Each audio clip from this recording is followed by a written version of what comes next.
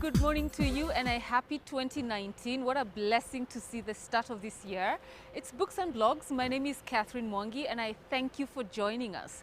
This January we are doing it a little bit more special, taking it a notch higher for our high school students. We'll have some invigorating conversations moderated by trainers, examiners, teachers of various high schools in Kenya with students on the panel, and we'll get to dissect and unpack each one as it were every single Monday. To kickstart our conversation this first Monday of the year, I am privileged to have Sifuna OTOA, who is a teacher of English literature at the M-Pesa Foundation Academy, and he's also an examiner of English Paper 3.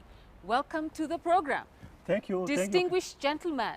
Thank you, Catherine. Making the time. I have the pleasure to be on set. Yes. I've been watching this set for some time. Okay. And I cannot be so delighted now that you have brought in the segment that analyzes and demystifies literature. There is a misconception from the students that literature is hard. Yes. Today we shall dissect and make it simple. I love it. Thank you like to wish the viewers Happy New Year? Happy New Year.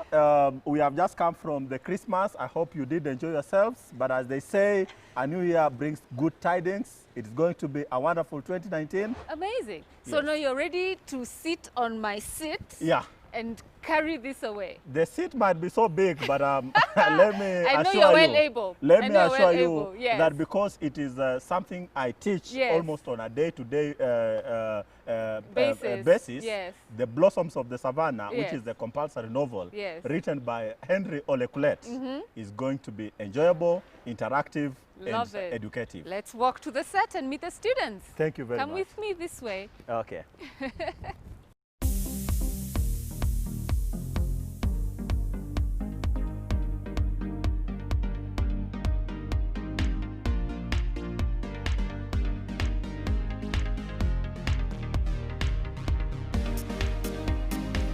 Hello viewers, it is my pleasure to welcome you to this particular set that is going to analyze, demystify and make literature fun and easy to understand among the Kenyan high school students.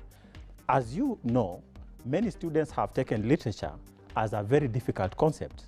Today, we are going to demystify that and we are going to analyze The Blossoms of the Savannah, which is a compulsory novel. To help me bring this idea home, I have the privilege of having 3 girls and 1 boy on set. Right next to me is Georgina from Nia Girls, Siaya County. Hello viewers. Next, I have a gentleman who appears very ready for the task, Joseph from Koyokochea, Homa Bay County. Hello viewers. Next, we have the one and only Terry from Nyandarua High School in Nyandarua County. Hey viewers. And last but not least, we have Lucy from Nia Girls, Siaya County. Hello viewers. Okay, having introduced ourselves, and I also wish now to say I am OTOA Sifuna, teacher of English literature from the M-Pesa Foundation Academy. This is going to be an interactive session where we are going to just have a discussion about the novel. To start us off, we are going to look at the title, Blossoms of the Savannah. As you can see, students, Blossoms of the Savannah has a very well elaborate pictogram represented on our front cover of the book. This book, you all know, was written by Henry Ole Kulet. Is there anything amongst you that you know about this particular author, Henry Ole Kulet? Yes, Lucy? As he has written in the book, I know he is from the Ma community. He is from the Ma community. That's a very brilliant identification. Apart from that, anything about Henry Ole Kulet? Henry Ole Kulet, he's trying to show us what used to happen in his community in the past. In the past. Another very good revelation. And Lucy? So Henry Kulet has also written some other novels. Yes. This includes Bandits of Kibibi and Daughters of Ma. Daughters of the Ma. And you can see that most of his writing is actually centered along the Ma people, the Ma cultural orientation. Now, that is just briefly about the author. Looking at the title, My first quick question to you all is, what is the meaning of this word blossoming? To blossom. Yes, yeah. Joseph. The meaning of the word blossoming is just but and developing and a growth act in something. Yes, developing. Any addition from any other part? Yes, Lucy? Okay. To blossom, it's like to flourish or thrive through a situation. Yeah. So you can see that actually you have the right definition of the word blossoming. To blossom is to flourish, to come to fruition, to have that impetus, that growth, that realization that you are doing well. We have talked about the blossoming. Now this blossoming is taking place in the savannah. Anybody with a suggestion of the savannah? Yes. Like a suggestion, the savannah, it is a place that is so dry, many challenges, you know, there's no water and all that. And when you look at the book, Blossoms of the Savannah, it is very hard. You cannot expect something to blossom from the savannah. Okay. So, yeah, I think that is what is being brought out in the book. Joseph, could you be having? Yeah. I could be having some clue about the blossoms of the savannah. Like if you look at the situation of the savannah, there's many challenges, tough challenges, like there's the predators, the preys, and many others, many other animals and the plants or the valleys. Yes. Yeah. You know? So you can't expect something to just go through the savannah and come to develop in a swift way. It might be tough. Okay, so your point, basically you are bringing it from a scientific point of view. Yeah. That it is not a walk in the park in the savannah ecosystem. Yeah. There's the struggle for the fittest. Yeah. Yes, Georgina? I think that a savannah is just a dry place where we have hardly vegetation. Yes. And what they're trying to bring out about from the blossoms of the savannah, they're trying to show us, despite of the savannah being dry, it blossomed. Yeah. Something grew out of it. And I really like that analogy, that despite the hardship in the savannah, there is something that is blossoming. You are very brilliant boys and boy and girl, girls. I wish to now ask you to relate this particular assertion, that metaphorical title, which we have explained very well, to what now we have in the book. This book, you and I know, is talking about two girls that experience a lot of difficulty in the quest of achieving their independence and emancipation. Who can tell us the two girls, the main protagonists in this book? Tayo and Resian. Tayo and Resian. Could you tell me some of the challenges that they actually undergo? And just like we have said, it's not a walk in the park in the savannah. Very quickly before we start looking at the story. So along the way, they are introduced to a culture that they think is primitive and retrogressive. That's FGM, female genital mutilation, and also early marriage. And they fail to go to pursue their further education. Oh, very well. Bringing in two hurdles that the two girls face. Early marriage, or forced marriage, as we can put it, and FGM. What is you could meet somebody, a layman, and he asks you, what is FGM in full? FGM in full is the female genital mutilation. Yeah. Yeah. And I want you to be freely come out and explain something about FGM. Merits and demerits. Anybody with who can take on that? Okay, as far as I'm concerned, I've never heard of a merit of FGM, but then there are demerits, because first, it lowers the self-esteem of someone. It really lowers the self-esteem, mostly in this generation we're living in. And since it is not allowed by the government, like, you know, it can also, it just lowers the self-esteem, kind of. Any other thing, just generally now, outside of the context of the novel? Merits, demerits of female genital mutilation. Do you think girls should be subjected to the cut? No. Because, or rather, sorry for cutting, do we still have communities in Kenya that still practices female genital mutilation?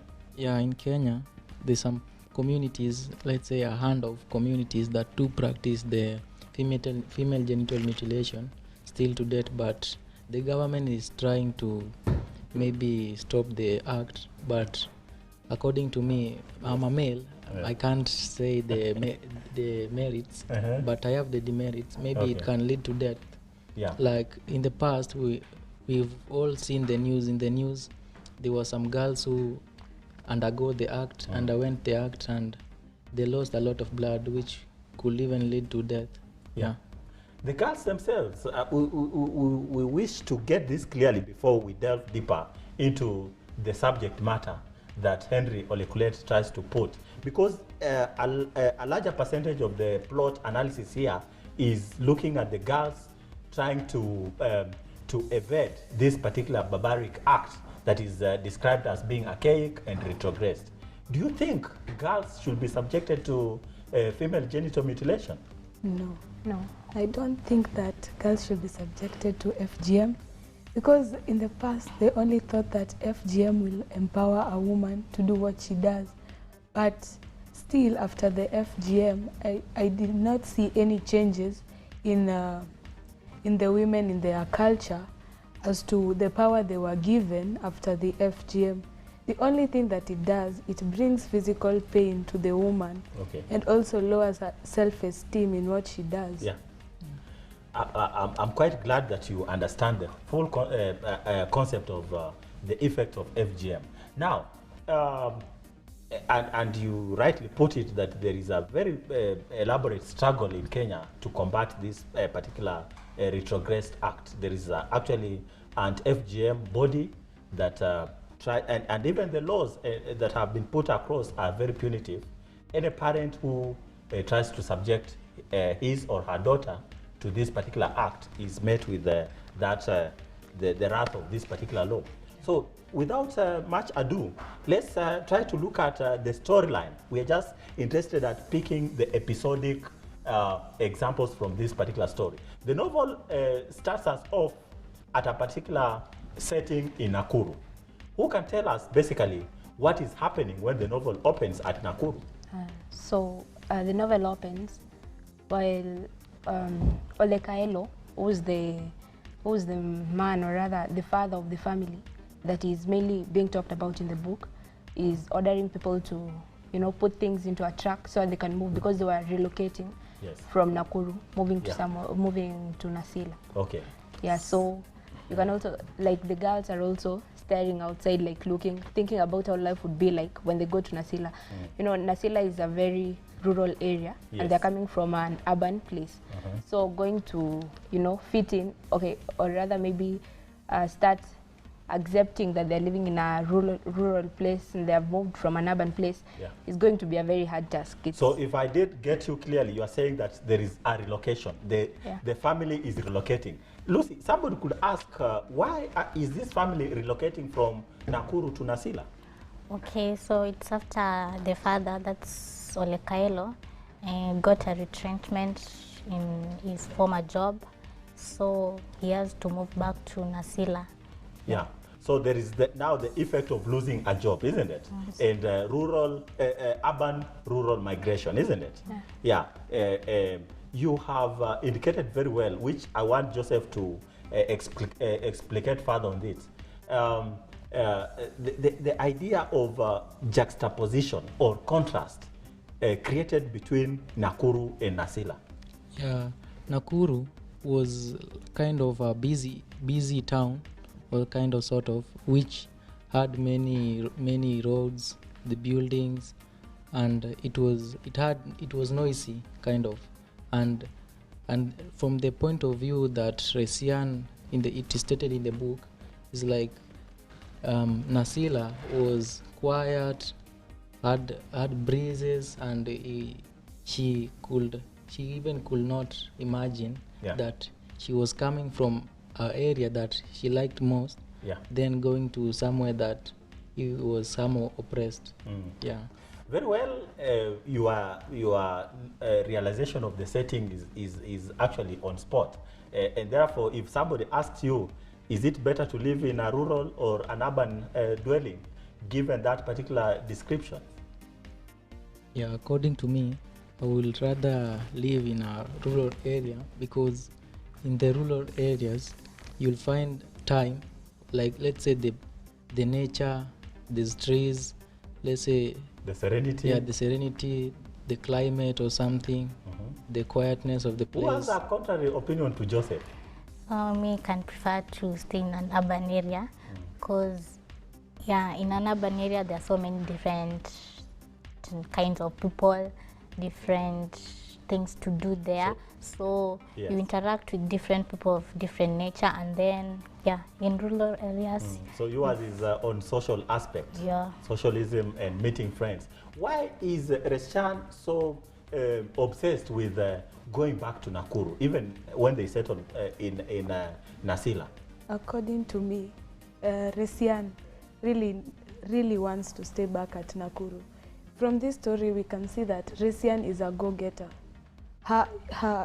The reason why she wants to remain behind, she wants to pursue her dream of studying at Egerton University. Yeah, and that echoes the very point Terry was saying about opportunities.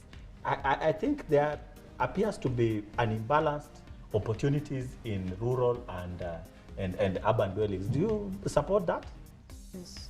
Yeah. So the family finally settles in Nasila, a very quiet, serene environment. The only noise being that of a what? For birds. Of birds. But there's a big problem in Nasila that comes to haunt the girls. Who could tell us more about it? So the girls are really faced by many challenges. Like, you know, people are calling them names because they are uncircumcised.